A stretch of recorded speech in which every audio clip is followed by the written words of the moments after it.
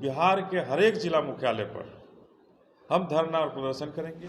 Bahujan Samaj party पूरे भारत में अकेले चुनाव लड़ने की सोच रखती है और आगे अकेले चुनाव लड़ेंगे कि हम न इंडिया के साथ जाएंगे न एनडीए के साथ जाएंगे। हमारे पर अत्याचार और उत्पीड़न तो लगातार हो रहा है, अति पिछड़ों पर हो रहा है, पिछड़ों पर हो रहा है। हम लोगों ने बहुजन समाज पार्टी कार्यालय में आरक्षण दिवस, जो हमारे छत्रपति साहू जी महाराज की वजह से बहुजनों को जो आरक्षण मिला, आज ही का वो दिन था कि छत्रपति साहू जी महाराज ने इस भारत में जो नस्लीय भेदभाव था, जहां बहुत ही दबा कर रखा गया था बहुजनों को, उससे मुक्ति दिलाने का काम की शुरुआत बाबा छत्रपति साहू जी महाराज ने आज किया था, आज ही के दिन किया था। और उन्हीं तो आज हम सभी बहुजन समाज पार्टी कार्यालय में छत्रपति साहू जी महाराज का जयंती मना रहे हैं, आरक्षण दिवस मना रहे हैं। और इसी आरक्षण दिवस के उपलक्ष्य में जो बिहार के अंदर, भारत के अंदर जो दलितों पर, पिछड़ों पर, अति पिछड़ों पर, आदिवासियों पर जो कहर बरप रहा है सरकार के द्वारा, सरकार के सामंतवादी व्यवस्था के द्वारा, सरकार के मनुवादी व्यवस्था के द्वारा,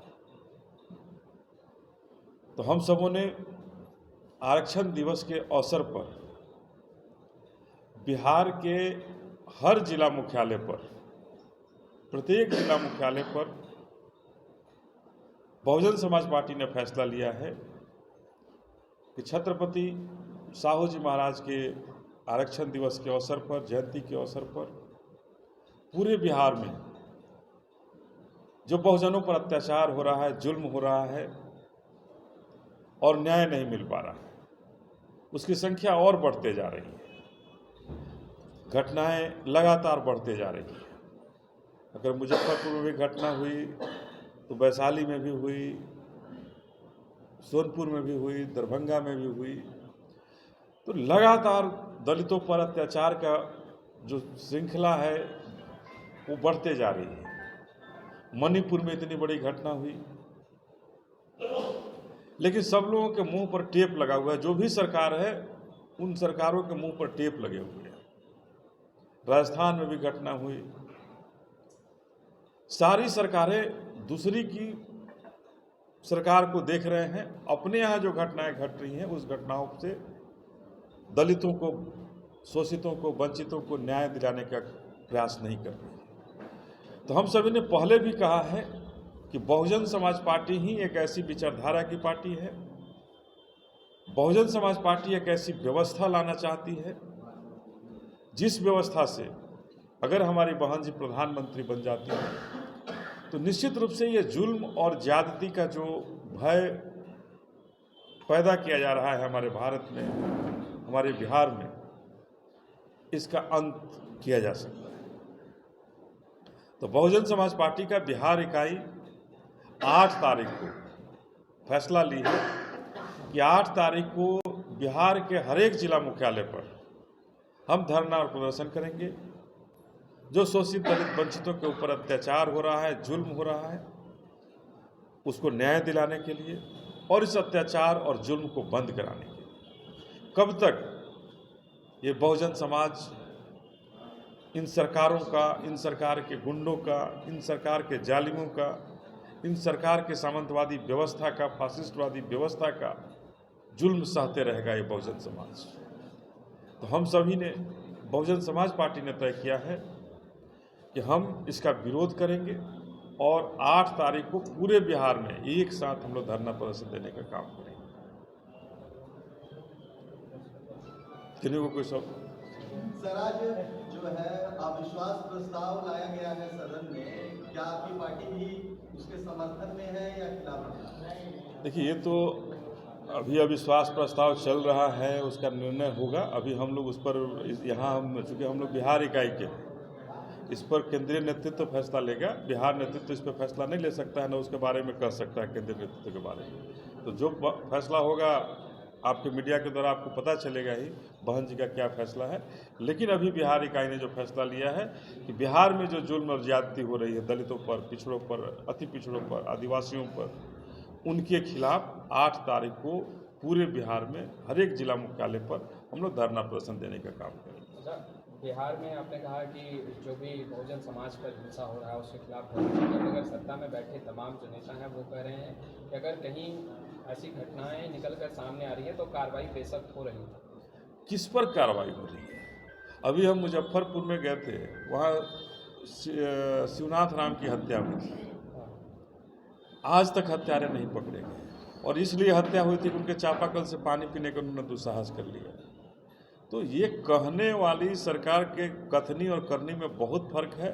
जो कहती है वो करती नहीं है, और जो करती है वो कहती नहीं है। और ये दरभंगा में जो अभी घटना घटा, तो ये क्या है?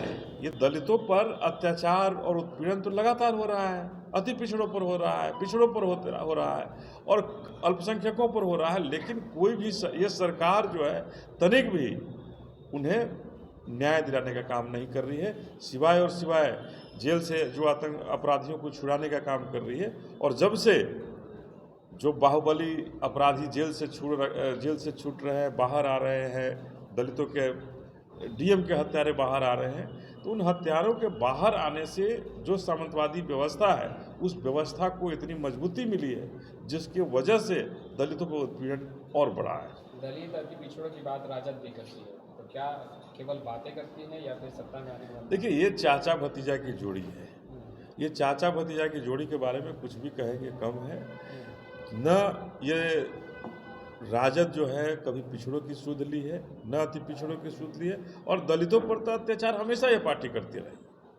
इसलिए ये जो चाचा भतीजाई की जो सरकार है, इस सरकार में दलितों पर हमेशा जुल्म हुआ है, और ये पार्टियां जुल्म करके सरकार में आई हैं, सत्ता में आई हैं।